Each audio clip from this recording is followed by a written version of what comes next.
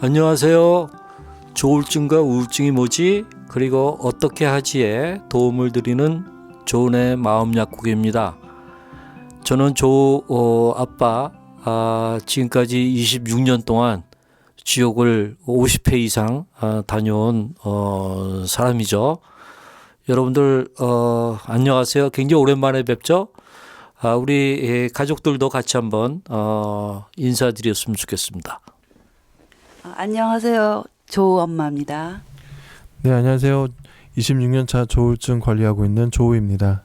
네, 조의 아내입니다. 반갑습니다.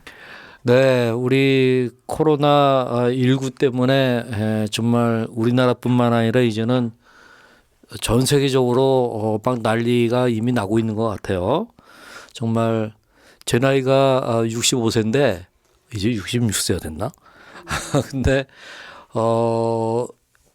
제 인생에 처음 만나는 그러한 어떤 정말 재앙이라고 이렇게 느껴져요. 뭐 저는 크리스찬으로서 교회 생활을 하고 있는데 주일날 교회 가서 예배를 못 드리는 날이 온다고 하는 거는 상상을 못 했거든요. 근데 지금 불가피하게 그렇게 할 수밖에 없고 그나마 이제 온라인으로 예배를 드릴 수 있어서 감사하긴 한데 그만큼 굉장히 힘들어졌죠. 다른 종교를 갖고 계신 분들도 비슷한 일들이 있지 않을까 좀 궁금하기도 합니다. 자, 우리 오늘 출연하신 여러분들은 이 코로나19를 맞으면서 어떻게 달라진 삶의 변화가 있나요? 네, 우선은 너무 오랜만에 부모님이 방송에 출연하셔서 네. 되게 반가워하실 것 같아요. 먼저 네. 환영의 인사를 드리고 싶습니다. 감사합니다. 네. 예. 많은 분들이 왜 부모님 안 나오시냐 예. 요청하셨는데 워낙 바쁘시고 저희가 또 분가해서 살다 보니까 이전처럼 자주 모일 기회가 없어서 그래도 코로나19 때문에 네. 시간이 생겨가지고 나올 수 있었습니다. 그렇네요. 네, 아유 감사하네. 네. 저는 지금 감기에 걸렸는데요. 이렇게 하필 또 목감기에 걸려가지고 코로나는 아니죠. 아니 그래서 원래 저는 감기에 잘 안 걸리는 체질인데 예.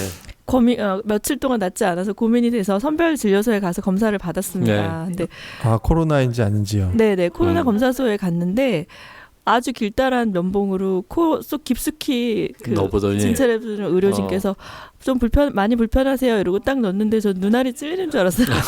목구멍이 아니고 아니 코예요? 코에다가 너무 깊숙이 코 속까지 쑥 넣어서 와. 비강을 딱 채취를 하시더라고요. 그래서 깜짝 놀랍게 고문 당하듯이 하고 그리고 또 이제 뭐 침을 뱉어보라고 해서 가래침 해가지고 2가지 검사를 했는데 다음 날 이제 병원에서 전화가 온 거예요. 근데 제가 주로 전화를 무음으로 해놔서 3번이나 부재중이 와 있더라고요. 그래서 굉장히 다급함을 느끼고 겁먹고. 네, 전화가 왜 이렇게 많이 와 있지 하고 통화를 했는데 그 검사하시는 분이 피곤하셨는지 말을 굉장히 천천히 하시면서 안녕하세요, 무슨 병원입니다.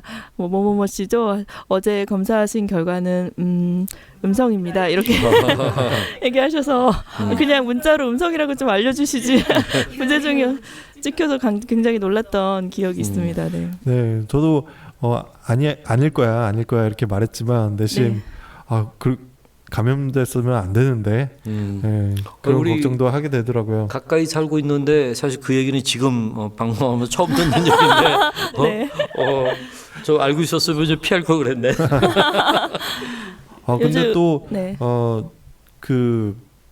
제 아내가 검사한 곳에서 확진자가 나오셨죠. 맞아요. 네. 그 제가 검사한 날 제가 가고 나서 불과 두세 시간 뒤에 어떤 분이 검사하셨는데 확진이 돼서 네. 비슷한 시간대 가지 않아서 참 감사하다.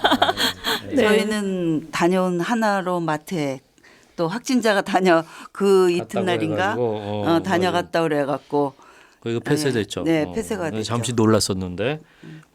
하여튼 지금 우리뿐만 아니라 여러분들에게도 엄청난 삶의 변화를 가져다 주지 않았을까 생각하는데 우선은 우리가 이 코로나19와 관련해서 일반적인 그 부정적인 영향 이거는 누구나 다 잘 얘기할 수 있는 건데 조울러들하고 그다음에 조울러 가족들에게 어떤 끼치는 부정적인 영향이 특별히 있을까요? 어떤 거라고 생각하세요?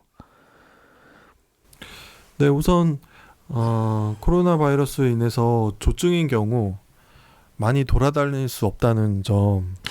예, 예. 예, 그- 조증일 때는 돌아다니고 싶은데. 그렇죠. 네. 근데 돌아다닐 수 없는데 또 돌아다니실 수도 있죠. 네, 맞아요. 조증이 제어가 안 될 맞아요. 경우에. 네. 네. 막 그러면 발병 되실 수도 있는 있고 거고 여러 위험이 오히려 있을 수 전파자가 될 수도 있겠네 잘못하면은. 예. 있죠. 그렇죠. 네.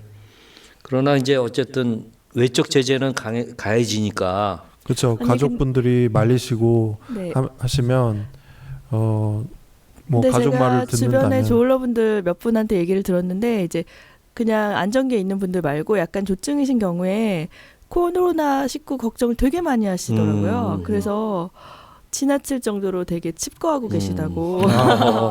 네. 그러니까 조증이 올라왔을 때 건강에 대한 염려가 또 많이 같이 올라오잖아요. 본인의 건강에 대해서.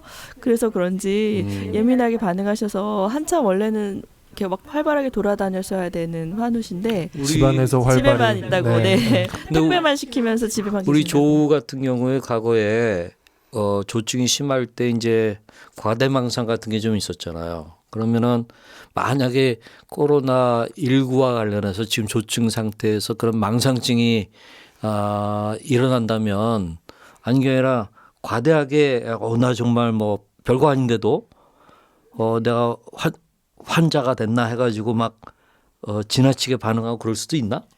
글쎄 뭐 어떤 망상이냐. 피해망상 또는 과대망상. 제가 들은 거는 이제 같이 거주하시는 가족이 밖에 외출하거나 직장을 다녀왔는데 그 병이 걸릴 수 있다 생각을 해서 같이 못 있겠다 쫓아내시고 오. 네. 아니면 자기가 따로 방을 얻어서 나간다든지. 그래요. 예, 예. 평소에는 마주치는 그냥 가족이나 이웃을 좀 질병의 전파자로 오해하시는 경우가 조금 있었어요. 아유, 그렇구나. 네, 그럴 수도 있을 것 같아요. 네.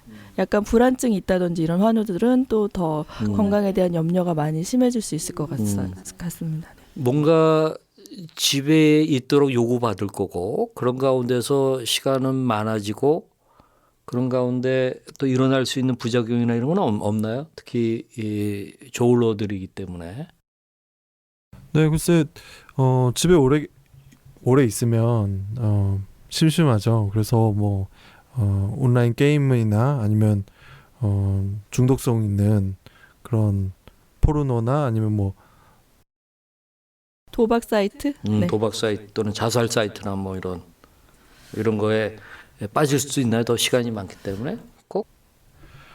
네, 아무래도 집에 있는 시간이 많다 보니까 그 무료함을 달래기 위해서 이런 게임이나 중독성 있는 게임이 많기 때문에 그런 것에 빠질 수 있다고 생각을 해요.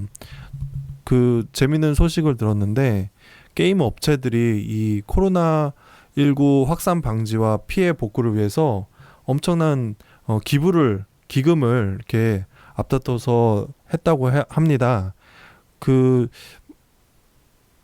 어유 대단하네요. 네. 그 초등학생이나 아니면 요즘 한창 재밌는 플레이그라운드라고 있어요. 배틀그라운드. 그 배틀그라운드를 만든 회사가 대구광역시에 10억 원을 기탁을 했다고 합니다. 그래서 한 100억 정도는 해야 되잖아. 네, 좋은 일들을 하는 거는 참 반가운 소식인데 이들이 이런 기부금이 어디서 나왔겠어요. 많은 사람들이 집에서 이런 게임들을 하기 때문에 수익이 엄청나게 들어오는 거죠. 오히려 더 폭발적으로 수입이 생기겠네 게임 회사들은. 네. 코로나 바이러스로 인해서 피해를 보시는 분들도 참 많겠지만 또 게임 업체들은 수혜를 보는 것이 아닌가 그런 생각이 들고 원래 방학이나 이럴 때 호황이었는데 계속되는 방학으로 인해서 뜻하지 않게 수익이 계속 나고 있나 봅니다. 네. 그렇겠네. 네. 예, 그리고 예. 금액이 굉장히 크네요. 뭐 1, 2억이 아니고 뭐 10억 이렇게 사실 기부한다는 게 쉬운 일은 아닌데. 그래서 뭐 게임 회사들 뭐 돈 잘 벌면 뭐 그 이상으로 사회적으로 보상할 수 있는 일을 해야죠. 네. 혹시 아이들을 키우는 조울로 부모의 고통도 굉장히 커질 것 같은데 우리 조 부인께서는 지금 우리 아이들이 유치원도 못 가고 지금이야 뭐 방학이니까 다 누구는 못 가지만 이제 앞으로 두세 주 정도 오늘 발표가 났잖아요. 네. 정부에서 어떻게 애들하고 씨름할 거 생각하니까 어때요? 그 저희 뭐 조울러 부모이기 때문이 아니라 이거는 아이를 키우는 부모는 다 마찬가지인 것 같은데 그 초등학생이나 중고등학생 유치원 유아 그 어린이집이 다 전국적으로 강제 휴원을 하면서 방학 기간이 너무 길어져가지고 아이들이 그리고 또 사실은 뭐 키즈 카페라든지 외출을 할 수가 없잖아요. 네, 근데 맞아요. 집안에서만 하루 종일 있다 보니까 그리고 가장 막막한 점은 언제 끝날지 모른다는 거죠. 이게 2주가 될지 3주가 될지 한 달이 될지 막연한 상태에서 아이들하고 계속 지내다 보니까 밥 먹고 치우고 밥 먹고 치우고 간식 먹고 치우고를 계속 반복하고 있어요. 그래서 단점은 이제 식비가 엄청 많이 든다는 점. 그리고 좋은 점은 그 배달업체 홈플러스나 뭐 롯데마트나 그런 이마트 같은 배송해준 직배송 마트들이 요즘 발 붙일 틈이 없습니다. 네, 배달이- 밤늦게까지 배달을 예, 하시더라고요. 12시까지 막 배달을 하시고 오늘 그렇군요. 배달시키면 내일 모레 급해 와요. 예, 그게 다 밀려가지고 다 집에만 있으니까 마트를 가기도 어렵고 갈 수는 있지만 아이들을 두고 갈 수가 없잖아요. 그래서 마트들도 굉장히 돈을 많이 벌고 있지 않나. 그래서 조우가 지금 뭐 조울증 때문에 어려운 거 아니고 현재 이제 잘 정상적으로 거의 살고는 있는데 별 도움이 안 되나요? 그 아이들 그렇게 긴급한 상황에? 일단은 뭐 남편이 집에 있는 건 사실 감사하죠. 그리고 또 제 지인 중에 직장을 다니고 외벌이로 이제 결혼하신 가정이 있는데 마스크를 사러 나갈 수가 없는 거예요. 아이들 두고도 나가고. 네, 남편은 그렇지. 직장 갔다 늦게 오시고 아내는 애들하고 같이 있는데 애들이 학교도 안 가고 유치원도 안 가니까 줄을 서서 사야 되는데 마스크를 사러 나갈 수가 없는 거죠. 그렇다고 애 3명을 다 데리고 나갈 수도 없고 그래서 발을 동동 구르고 있어서 저희가 오늘 선행을 했습니다. 마스크 10개를 택배로 보내드렸거든요. 네, 저희도 줄 서서 이렇게 샀는데 저는 남편이 조울러에서 집에 계시기 때문에 같이 줄을 서서 또 그게 장점이네요. 네, 아이들을 부모님께 네, 맡기고 가족이라도 한 사람당 한 세트씩 이렇게 그러니까 살 수 있게 집에 하더라고요. 있으면 소용이 없고 네. 같이 줄을 서야지만 살 수가 있어요. 그래서 둘이서 10장을 사고 둘이서 또 2번 이틀에 걸쳐 10장을 사서 그 10장을 보냈습니다. 예. 수고했네. 근데 그런가 하면은 또 코로나 19 때문에 참 가슴 아픈 것은 또 우리 이제 이런 조울러 가족 입장에서 보면은 소위 말하는 정신병원이라고 하는 그것에 대한 관심이 많이 생기는데 그곳에서 오히려 피해자가 상대적으로 더 많이 발생하는 이제 그런 그 안타까운 문제가 있었잖아요. 네, 대남병원 사건이 안 그래도 네, 이슈가 그렇죠. 많이 됐는데요. 그 병원이 다른 병동하고는 또 특이하게 약간 이제 수용 초과 인원을 넘어서 입원 환자를 받으면서 장기 입원 환자거나 가족이 이제 없는 분들이 많으셨고 웬만한 정신병원은 다 이제 침실이 있잖아요. 뭐 벙커 침대나 이런 걸 사용하시는데 대남병원은 바닥에다 이불을 깔고 온도를 사용했대요. 그렇게 하면 더 많은 분이 주무실 수 있기 때문에 그렇지. 그러다 보니까 감염이 거의 100% 다 된 거죠. 아이고, 예. 좀 상대적으로 열악한 네. 환경이었고 굉장히 열악한 병원이었고 그래서 좀 이렇게 슬픈 결과가 나오지 않았나. 네. 네. 그래서 그 우리가 지금 교류하고 있는 쪽에서 온 연락에 의하면은 청도 대남병원 참사에 대한 정신장애인 당사자들의 성명서가 사실 나왔어요. 네. 이걸 이제 그 참여한 그 단체들이 이제 뭐 파도손이니 정신장애 그 인권 어떤을 위한 그런 한국정신장애인 자립생활센터라든가 또 장애인협회라든가 수원 마음사랑이라든가 등등. 그런데 이제 여기의 핵심은 죽음의 자유조차 없는 정신장애인의 권리를 보장하라 해서 이제 이 죽음의 자유조차 없는 정신장애인의 저거를 우리 얘기를 우리를 빼고 말하면 안 된다 하는 그런 면에서 이 보도자료가 나왔는데 내가 그거 보면서 참 공감을 많이 했어요. 그래서 우리 가족들도 또 당사자들도 이럴 때일수록 또 한번 목소리를 내는 그거는 필요하겠다 하는 생각이 좀 들었어요. 네, 그리고 그 청도 대남병원 폐쇄 소식에 대한 그런 기사가 나왔죠. 네. 그래서 그 대남병원의 정신병동 입원 환자 중에 102명 102명 중에 사망자 11명이 계신데 그분을 제한 91명이 코로나19 음성 확인된 후 국립부곡병원으로 이송됐다고 합니다. 네. 그러니까 지금 사회적으로도 일상적인 상황 속에서도 정신질환자들이 받는 그 억울한 그 대우, 또 취급, 또 낙인 이런 것들이 참 고통스러운데 이런 위기 상황에서 오히려 더 어려워지는 피해자가 여기서 더 많이 나오게 되니까 우리 같이 좀 마음이 많이 아픈 것 같아요. 등등한 뭐. 이 기사 숫자 잘못됐.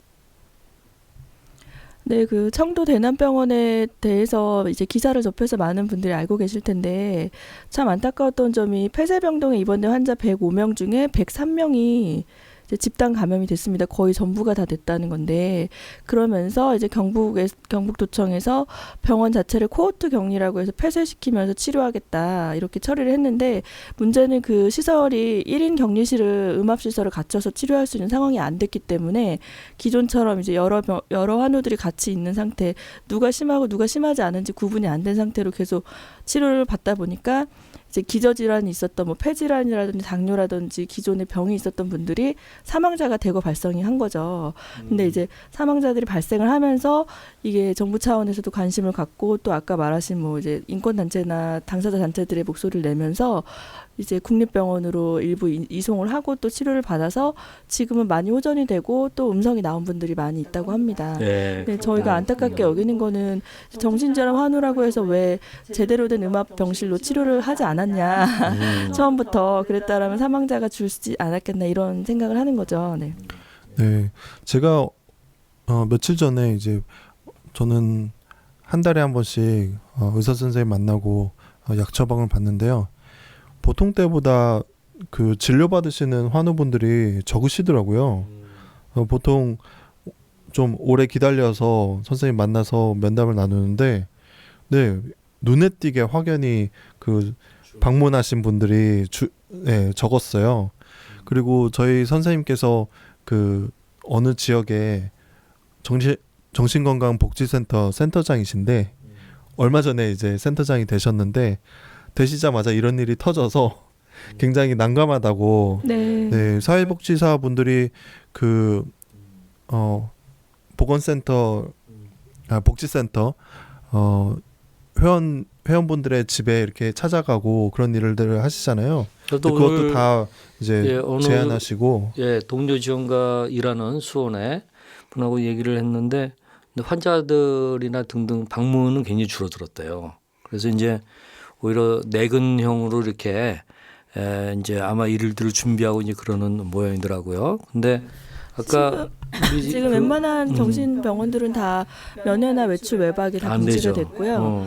그리고 또 사회복지시설도 다 이제 사례관리나 면대면 상담을 금지하고 전화로만 하라고 그 위에서 그렇게 지시가 내려왔다고 저는 그러니까 들었습니다. 이제 사실상 환자들이 병원에 가는 것도 줄어들고 그 얘기는 거꾸로는 약을 잘 못 먹는 또는 이런 기회에 막 단약해버리는 이제 그런 의미로 그런 환우들도 꽤 늘어나서 전체적으로 보면은 환우들이 굉장히 고통받을 수 있는 일들이 아마 사각지대 속에서 일어날 것 같아요. 그렇죠?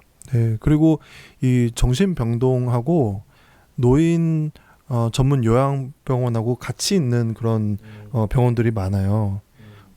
그런 폐쇄병동 같은 경우에 제가 다니는 병원도 그런 병원인데 그래서 들어갈 때 다 이렇게 설문지를 이렇게 작성하게 하고 그리고 마스크를 쓰지 않으면 들어가지 못하고 되게 철저히 하더라고요. 그러니까 병원에 따라서 외래 진료는 그래도 그렇게 좀 까다로운 절차를 통해서 받는 병원이 있고 외래 자체가 막힌 곳도 있어요. 그래서 이제 정말로 아까 말씀하신 것처럼 급하게 진료를 봐야 된다거나 비상약이 필요할 때 진료받지 못하는 상황이 생길 수 있는 거죠. 네, 이제 입원도 자유롭게 하지 못하는 상황이 된 그런 것이죠.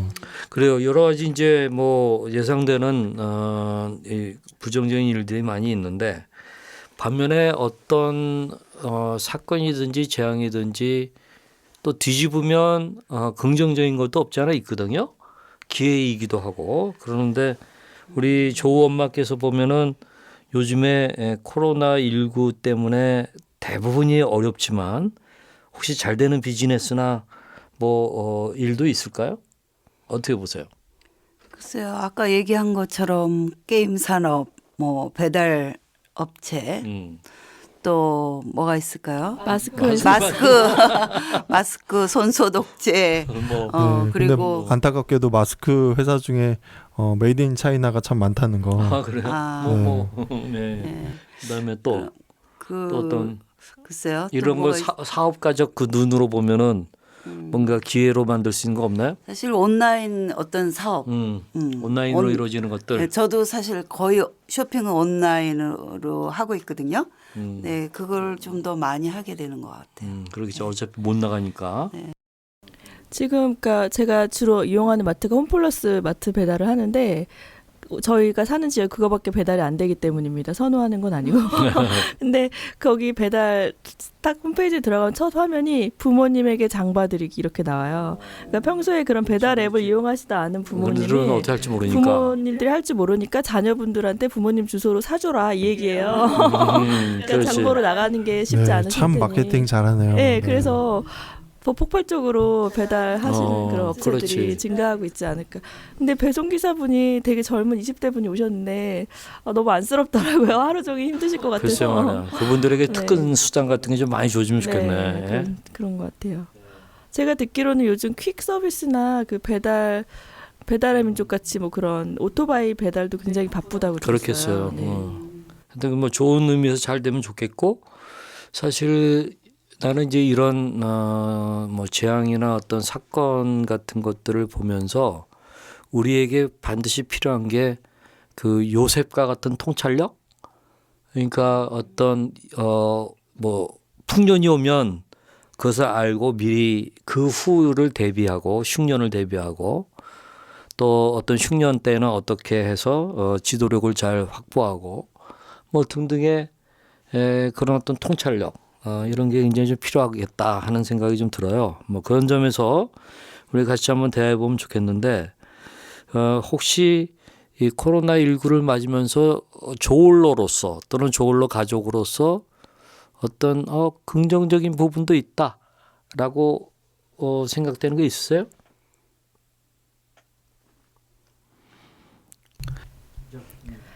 저는 뭐 반복된 얘기긴 한데 그런 일상에서 누리는 감사에 대해서 다시금 느끼고 있는 것 같아요. 사실 저희 조우님이 뭐 최근에는 특별히 크게 발병한 적이 없기 때문에 아주 옛날에 아이들이 어릴 때 제가 방송에서도 얘기했지만 이제 조우님이 병원에 입원을 하고 아이들과 밤에 자면서 이렇게 누워 있는데 되게 행복하다 그 순간이 그냥 아이가 둘 다 아프지 않고 내 옆에서 잘 수 있다는 게 그리고 좁은 집이지만 그때 원룸에 살고 있었는데 누워서 이렇게 이불 덮고 있는 게 너무 행복한 거예요. 그랬는데 요즘도 이제 애들하고 집에서 과자 까먹으면서 눈 마주치면서 웃을 수 있는 게 되게 감사하다. 뭐 사실은 바로 앞에 북한만 봐도 어떤 불가피한 상황에 의해서 가족이 헤어진다거나 뭐 자녀하고 떨어져서 탈북을 하신다든지 이런 경우가 많잖아요. 근데 이제 우리한테는 이렇게 평범한 일상이 남들에게 정말 해보고 싶은 일일 수 있잖아요. 근데 그런 부분이 좀 감사하더라고요. 아이들하고 웃으면서. 나는 뭐 그 작년 6월 달에 지하철을 공짜로 탈 수 있는 지공대사가 됐거든요. 네. 그래서 지하철 이용을 근래에 많이 했는데 이제는 어디 가더라도 지하철 이용이 좀 두렵고 그냥 불가피하게 차를 가지고 가면서 야 내가 지하철을 이용했던 게 굉장히 감사한 일이었구나. 네. 그 일상에 주어진 여러 가지 축복들이 참 뭐 쇼핑하는 거 또 여러 사람들하고 만나는 거 그렇죠. 근데 지금은 그걸 못 한단 말이에요. 그렇기 때문에 마치 공기가 희박해지면 공기가 감사하듯이 좀 그런 거를 느낄 수 있어서 예, 그래서 감사했어요. 우리 그 소그룹 모임이 있는데 그 모임도 일주일에 한 번씩 얼굴 보고 밥 먹고 그랬던 친구들인데 못 하고 이제 그룹 채팅이라고 그러죠. 네, 보이스톡으로 보이스톡으로 카카오. 그렇게 같이 이야기 나누고 하면서 시간을 보냈거든요. 이번 주에. 네. 그래서 그런 시간들이 참 소중한 시간이었구나. 저희도 지난 주일에 교회를 못 가고 인터넷으로 예배 드린 다음에 저희 그런 셀이 있어요. 그런 모임이 아니죠. 그런 그 소그룹이 있는데 소그룹 사람들하고 보이스 톡을 했어요. 그랬더니 더 이렇게 왠지 보고 싶고 그런 거 있죠. 일주일 안 봤는데 네 그런 게 있더라고요. 아니 그리고 보이스톡으로 소그룹 셀모임 하니까 아이들을 이제 어쩔 수 없이 다른 방에 TV를 틀어주고 만화 보게 한 다음에 어른들끼리 대화를 하니까 너무 조용하고 좋은 거예요. 맞아요. 교회에서 모일 모였을 때는 진짜 시끄러워서 무슨 말 하는지 들리지도 않았는데 애들이 계속 이러고 저러고 싸우고 뭐 엄마 찾고 과자 달라고 그러고 계속 그랬는데 이제 방에서 하니까 좀 오붓하게 대화할 수 있는 면도 있었습니다. 또 어떤 분이 제가 이렇게 얘기를 하고 있는데 다 듣고서는 좋은 애 마음 약국 듣는 것 같다고. 그래요. 네. 이런 건 어떻게 보세요? 나는 이제 우리 두 아들이 이 재앙을 만났을 때에 정말 나에게도 우리들에게도 이런 일이 일어날 수 있구나. 그것도 하나들뿐만 아니라 연고부 두 아들이. 그러니까 굉장히 정말 힘들었는데 근데 내 안에 약간의 못된 마음이 그 사이에 생기기도 했어요. 그러니까 어떤 사람이 불가피하게 당하는 재앙을 보면은 그래 너도 별 수 없지라고 하는 식의 약간의 그런 생각도 이렇게 막 스쳐가는 거예요. 어? 약간 위안 아닌 위안. 그렇지. 그렇지. 내가 위안을 받는 거지. 그 사람의 고통을 보면서 그게 이제 그 고약한 마음이잖아요. 근데 그거가 어떻게 보면 이 뇌질환, 조울증 뇌질환인데 전형적인 뇌질환도 내가 원치 않지만 일어난 재앙이란 말이에요. 근데 요즘에 이제 사람들이 좀 겸손해지고 있다는 느낌을 많이 받아요, 사회적으로. 그러니까 그동안 좀 오만했거든요. 인간이 다 모든 걸 풀어낼 수 있다고 생각했는데 조그만 바이러스 하나에 의해서 이렇게 막 우리나라 온통 날리고 그다음에 전 세계가 이제 위기 가운데 빠져가고 있는데 그런 가운데 인간의 한계라 할까? 나약함이라 할까? 여기에 대해서 좀 자각하고 겸손해지는 모습이 좀 보이는 것 같아요. 이런 것들은 한편으로는 내가 무슨 고소하다 이게 아니라 좀 사람들이 철들어간다?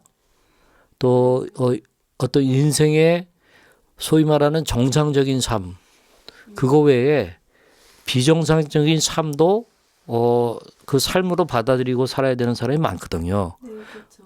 예를 들면은 우리의 직업과 관련해서 생각하면은 요즘에는 이제 그 말이 공감이 간다고 볼 텐데 정규직의 이 직장인들만 있는 게 아니라 비정규직의 사람들이 더 많아지고 있는 때란 말이에요. 그렇기 때문에 우리가 일모 시대, 일을 못하는 시대라는 말을 하기도 하는데 그런 상황 속에서 소위 일 잘하는 시대 사람들은 그런 상황에 있는 사람들은 일모 시대 사람들을 이해를 못해요.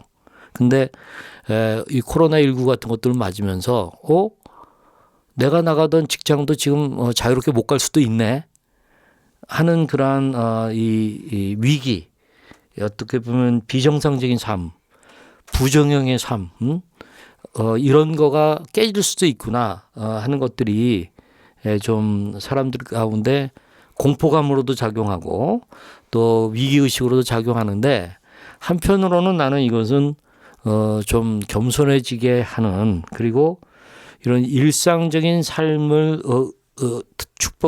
특권을 못 누리고 있는 사람들에 대한 이해하는 마음 이런 것들을 갖게 할 수 있는 좋은 기회가 아닌가 하는 면으로 좀 생각을 하게 되는데 네, 내가 너무 심각했나? 아니요, 저는 지금의 상황을 보면서 앞으로 이것이 좀 장기간으로 지속되면 대한민국 사람뿐만 아니라 많은 사람들이 그런 집단 우울증에 빠지지 않을까 그런 생각을 해봐요. 집단 우울증 아니면 불안증. 그래서 많은 사람들이 더 정신 질환에 대해서 관심을 갖지 않을까 그런 생각을 좀 해봐요. 조은의 마음 약국이 그런 면에서 좀 통찰력을 가지고 새롭게 좀 더 준비해야 될 게 많겠네요. 아니 두 분 다 부정적이신 것 같아요. 네. 저는 이제 말씀하신 부분에 굉장히 동감을 하고 또 제가 느꼈던 거는 이제 뭐 너무나 당연하게 생각했던 주일날 대예배를 간다는 것이나 뭐 수백 명 수천 명 있는 집회에 참석하는 게 이제 종교인으로서 그게 당연하게 느껴졌고 오히려 내가 갈지 안 갈지를 선택하는 입장이었다면 이제는 선택할 수 없고 이제 집에서 가족끼리 또는 이제 동네 사람끼리만 모일 수가 있잖아요. 만약에 모이더라도. 그래서 그런 그러니까 목사님의 신앙이나 뭐 교회의 어떠한 흐름을 따라가는 게 아니라 내가 스스로 나의 신앙을 점검해보고 자립해볼 수 네, 자립적으로. 내가 성경을 스스로 깨달아보고 또 뭐 남편이 기도를 인도하고 이런 것들을 훈련해야 되겠다는 생각을 했어요. 왜냐하면 언젠가는 우리에게도 또 이런 상황이 올 수도 있는 거고. 근데 그러고 나서 보니까 제가 너무 없는 거예요, 아무것도. 주일날 제가 깜짝 놀랐어요. 교회 안 가는 게 너무 편한 거 있죠. 그래서 아니 이렇게 몇 주 있다 보면은 안 가고 싶은 사람이 많겠다. 이런 생각이 들면서 나의 그런 신앙의 본질을 보게 됐다고 할까? 내가 되게 믿음이 좋은 줄 알았는데 아니구나 이런 걸 느끼면서 다시 또 이제 운동하시는 분들도 헬스장을 가지를 못하잖아요. 그거 되게 고통스럽다고 하시더라고요. 그래서 근육이 점점 줄어드는 느낌. 근데 이제 집에서 스스로 PT 없이 운동하는 거를 배우고 있다고 뭐 이런 글을 읽었어요. 그래서 뭐 코로나 때문에 운동도 못했다 막 이러면서. 근데 이제 본인이 아까 얘기하신 것처럼 평소에 당연하게 누렸던 것들을 이제 못하게 되면서 결핍에 대해서 우리가 배우는 시간이지 않나. 그리고 제가 또 한 가지 느낀 거는 우리나라가 수돗물이 되게 깨끗하잖아요. 뭐 TV 프로에서도 나왔는데 유럽에 살던 분들이 한국에 방문하는 프로 뭐 어서와 한국은 처음이지 뭐 이런 프로였는데 유럽에 있는 독일이랑 여러 나라 분이 와서 그냥 일반 숙소에서 샤워를 하는데 석회질이 하나도 없는 깨끗한 물이 나오는 걸 어메이징 놀랍다고. 난 이런 물에 씻을 수 있다면 한 달에 수백만 원도 낼 수 있어 뭐 이렇게 얘기를 하는 거예요. 네. 근데 우리나라 물이 너무 깨끗해서 마셔도 사실 큰 지장이 없잖아요. 끓여서 먹을 수도 있고 그런 것도 생각해 보니까 되게 감사하더라고요. 꼭 생수가 없어도 빨래를 할 수 있고 옷을 이렇게 먼지 묻은 걸 제거할 수 있고 물 급하면 마실 수도 있고 이런 상황들이 또 좋은 면도 있다는 그래요. 생각했어요. 저는 최근에 이제 우리 조은혜가 이제 분가에 나가면서 저희도 이사를 갔잖아요. 근데 정말 이 햇볕에 대한 그 감사가 너무너무 많았어요. 그 전에 있었던 그 곳에서는 우리가 살던 곳은 넓어서 좋긴 했었는데 화초가 잘 자라지 않았어요. 근데 이곳에 오고 나서 정말 지인이 준 튤립에 꽃이 피고 그다음에 우리 유치원에서 우리 손녀들이 갖고 온 그 화초들이 막 새순들이 막 돋으면서 잎사귀들이 막 커지고 초록색으로 진해지고 하는 그거 하나하나를 보는 게 정말 죽었다가 살아나는 어떤 그 생명력 이런 걸 느끼게 되면서 굉장히 작은 기쁨들이 날마다 제가 누리고 있거든요. 그래서 이제 우리 손주들이 오면 화초들에게 이름 하나씩 다 붙여줘 갖고 사랑한다고 얘기하면서 물 뿌려주기 뭐 같이 요리도 하고 뭐 이렇게 하는데 너무나 그런 그 햇볕에 대한 감사 그리고 같이 우리 손주들하고 우리 바닷가를 또 갔었잖아요. 갔는데 갈매기 때만 뭐 우리를 반겨줄 뿐 정말 사람들이 거의 뭐 가뭄에 콩나듯이 이렇게 보이는데 거기를 걸으면서 정말 아름다운 그 일몰 또 구경하면서 이런 자연이 변함없이 우리의 이런 어려운 상황 가운데도 그런 정말 변함없이 움직이는 그 자연의 그 모습, 햇님 이런 걸 보면서 또 바람 너무 감사했어요. 자연에 대해서. 예. 그때 어떤 면에서는 우리가 늘 모든 게 있는 풍요의 상황에서 결핍의 상황도 경험할 필요가 있어요. 맞아요. 사실. 우울을 경험해야 정말 그 어떤 기쁨이 뭔지 정말 알 수 있듯이. 알 수 있듯이 예, 그런 것 같아요. 그 코로나19가 나쁜 것만은 아닌 그런 것들을 이제 우리가 얘기했는데 우리 조홀로와 가족들이 이 상황에서 대처법이랄까 그런 것이 있다고 한다면 어떤 것들이 떠오르는지 뭐 혹시 한 가지씩만 좀 우리 조 부인은 어떻게 생각하는지. 저는 이제 인생에는 다 계절이 있다고 생각을 합니다. 그래서 지금 이 바이러스 사태가 영원히 지속되진 않잖아요. 언젠가는 끝날 텐데 빨리 끝나기를 정말 바라지만 몇 주가 될지 몇 달이 될지 모르겠지만 이 시간을 이제 누렸으면 좋겠어요. 어떻게 보면. 그러니까 저희 아이들도 특히 둘째가 어릴 때부터 어린이집을 다녀서 이제 어느 날 뭐 어린이집 가고 싶지 않다고 이렇게 할 때가 꽤 있었는데 그냥 항상 보내거든요, 거의. 근데 이제 부득이하게 몇 주 동안 못 가면서 너무 행복해하는 거예요. 자기는 방학이 안 끝났으면 좋겠다고 그러면서 집에서 계속 놀고 셋이서 계속 놀고 계속 간식 먹고 엄마는 계속 옆에 있고 이러니까 되게 좋은가 보더라고요. 그렇지. 근데 이제 직장인분들도 뭐 요즘 재택근무로 많이 전환하거나 휴가를 내거나 하는 상황에서 아빠 얼굴을 못 보던 아이들이 아빠를 오랫동안 본다. 그래서 낯설어한다. 아니면 아빠 언제 가? 이렇게 얘기한다고 얘기를 들었는데 그런 가족하고 지낼 수 있는 그런 약간의 무료한 시간을 좀 즐기는 마음을 갖고 언젠가는 끝날 이 무료함을 좀 누렸으면 좋겠다. 영원히 지속되진 않을 테니까 그런 생각을 합니다. 예. 나는 며칠 전에 우리 그 손녀딸 둘, 우리 손자 하나 이렇게 셋을 데리고 아내와 함께 이제 바로 집 옆에 있는 그 강가라고 그래야 되나 개천가라고 그래야 되나를 개울가의 옆에 있는 이제 자전거 이제 길 또 트레킹할 수 있는 길을 쭉 걸어가면서 한 애들 속도니까 뭐 한 30분 정도 걸린 셈인데 거기 가면 이제 아주 좋은 잘 만들어진 운동장이 있고 양궁장도 있고 축구장도 있고 또 애들 놀이터도 있는데 거기 가서 이제 숨바꼭질하고 무궁화꽃 뭐 이런 것도 하고 뭐 그러면서 아주 재밌었어요. 그리고 이제 다녀오면서 또 한 30분 걸어서 같이 오고 그랬는데 아마 옛날 같았으면은 그 시간에 아이들에게 즐겁게 하기 위해서 키즈 카페를 갈 수밖에 없었을 것 같아. 근데 지금 키즈 카페 갈 수 있는 상황이 안 되잖아요. 키즈 카페 주인들한테는 좀 미안하지만 어떻게 보면은 자연으로 나가서 특히 우울증 때 필요한 게 햇빛이잖아요. 햇빛. 그리고 맑은 공기. 또 어떤 산책하는 거. 이런 게 좀 필요한데 지금은 오히려 사람들을 못 만나야 되는 그런 상황이 좋은 기회로 바뀌어가지고 좀 더 자연 속으로 나갈 수 있는 그런 기회가 되지 않을까 하는 생각이 좀 들어요. 맞아요. 우리 또 조우 경우에는 뭐 어떤 대처법 같은 거 좀 없어요? 네, 이건 제 입으로 이렇게 소개하기가 좀 부끄럽긴 한데 제가 책을 많이 안 읽어서 요즘에 독서의 기회가 오지 않았나 그런 생각을 합니다. 그 평소에 읽으려고 했던 책들 집에 있는 그런 책들을 다시 찾아서 도서관들도 다 대출이 안 돼요. 대여가 안 되죠. 네, 대여가 안 돼서 있는 걸 읽으시거나 구입을 하셔야 됩니다. 네, 집에 맞아요. 있는 거 뭐 책이 많으니까. 네. 그래서 책을 읽기에 참 좋은 기회가 아닌가 그런 생각을 합니다. 요즘은 이북 시장도 활성화돼 있어서 이북을 구입하면 또 읽어주기까지 하더라고요. 그 점에 있어서 나는 조울로와 가족들이 정말 필요한 게 이 조울증과 관련된 저는 지식이라고 보거든요.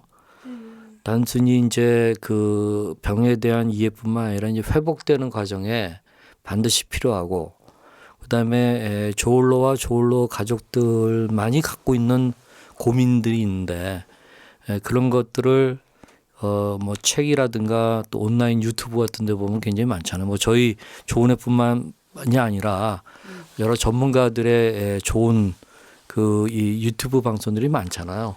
네, 그래서 그런 걸 통해 가지고 좀 많이 얻으면 좋을 것 같아요. 네. 그래서 그 신이 주신 그 선물이 뭐냐. 버지니아 울프가 그렇게 얘기했다고 그래요. 신이 주신 선물은 책이다. 그래서 천국에 가면 책을 끼고 천국에 가면 너는 더 이상 줄 선물이 없다. 말할 그렇게 정도로. 얘기를 말할 정도로 이러면 또 천국 안 가고 싶다는 사람이 생길지도 모르겠으나 네. 천국에 가면 더 좋은 그러다- 책 주시겠죠. 그래서 이 책과 가까워지는 애들이 심심해지면 책을 읽잖아요. 그죠? 그래서 책이라는 게 너무나 좋은 선물 같아요. 예. 네, 그 조울증에 관한 책들이 요즘에 굉장히 많더라고요. 옛날에는 그렇게 많지 않았는데, 그렇죠. 굉장히 많아졌어요. 네, 예. 요즘에 정말 많고, 앞으로도 더 그런 조울증에 대한 책들이 많아져야 된다고 생각을 하는데, 조울증 환우를 가족으로 두신 그런 분들이 공통적으로 느끼는 게, 이 병은 나만 앓고 있는 또는 우리 가족만 그런 앓고 있는 병이다라고 느끼신대요. 왜냐하면 가족들한테 다른 그런 친척이나 지인들한테 얘기도 말하기도 못하고 네, 뭐 못하고 그러니까. 또 어디서 이렇게 그 병은 이렇게 하면 좋아, 뭐 어떻게 대처하면 좋아, 이렇게 알려주는 곳도 없고, 그래서 참 혼자 끙끙 앓는 그런 병이다라고 생각을 한다고 느끼신다고 말씀하시는 분을 봤어요. 그래서 그런 책들을 읽으시면 우선은 그 환우에 대해서 깊은 공감과 이해를 할 수 있게 되고, 또 이 병은 나만 앓는 병이 아니구나, 이렇게 느끼시지 않을까. 그런 점에서 이제 책을 보는 거가 필요는 한데 이게 혼자서는 잘 안 되거든요. 그렇기 때문에 맞아요. 함께 읽는 그룹이 좀 필요하고, 우리 조은의 마음약국에서도 이 독서 밴드가 있죠.